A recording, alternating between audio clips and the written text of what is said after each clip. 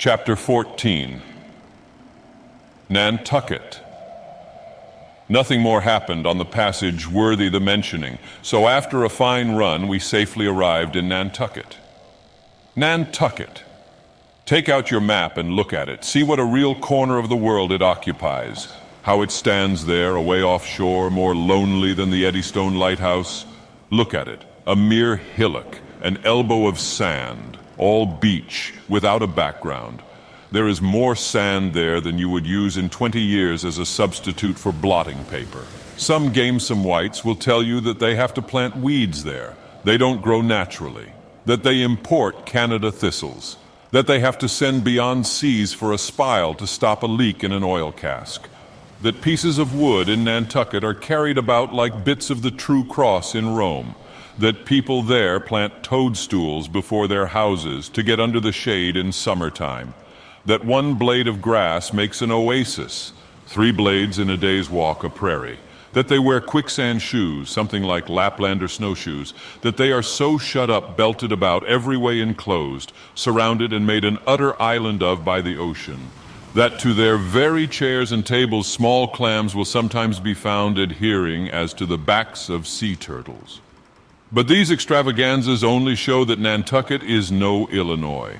Look now at the wondrous traditional story of how this island was settled by the red men. Thus goes the legend. In olden times, an eagle swooped down upon the New England coast and carried off an infant Indian in his talons. With loud lament, the parents saw their child borne out of sight over the wide waters. They resolved to follow in the same direction. Setting out in their canoes after a perilous passage, they discovered the island, and there they found an empty ivory casket, the poor little Indian skeleton. What wonder, then, that these Nantucketers, born on a beach, should take to the sea for a livelihood. They first caught crabs and quahogs in the sand. Grown bolder, they waded out with nets for mackerel. More experienced, they pushed off in boats and captured cod, and at last, launching a navy of great ships on the sea, explored this watery world, put an incessant belt of circumnavigations round it, peeped in at Bering Straits, and in all seasons and all oceans declared everlasting war with the mightiest animated mass that has survived the flood, most monstrous and most mountainous, that Himalahan, salt sea mastodon clothed with such portentousness of unconscious power, that his very panics are more to be dreaded than his most fearless and malicious assaults. And thus have these naked Nantucketers, these sea hermits issuing from their anthill in the sea, overrun and conquered the watery world like so many Alexanders, parceling out among them the Atlantic, Pacific, and Indian Oceans as the 3 pirate powers did Poland. Let America add Mexico to Texas and pile Cuba upon Canada. Let the English overswarm all India and hang out their blazing banner from the sun.